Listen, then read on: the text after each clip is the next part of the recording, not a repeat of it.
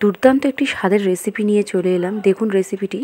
প্রথমে কড়াইতে তেল গরম করে আলু, লবণ আর হলুদ দিয়ে ভালো করে লাল করে ভেজে তুলে নিতে হবে। ওই তেলের মধ্যে গোটা জিরে, তেজপাতা আর গোটা গরম মশলা ফোড়ন দিয়ে পেঁয়াজগুলোকে লাল করে ভেজে নিয়ে ওর মধ্যে আদা, লঙ্কা আর রসুন বাটা দিয়ে তারপরে হলুদ, লবণ আর কাশ্মীরি লঙ্কার গুঁড়ো দিয়ে ভালো করে কষিয়ে এরকম করে তেল ছেড়ে আসলেই দিয়ে দেবেন চিকেনের লিভার আর স্টমাক দিয়ে ভালো করে নাড়াচাড়া করে ঢাকা দিয়ে দেবেন। ঢাকনা খুলে দেখবেন এরকম জল ছেড়ে এসছে।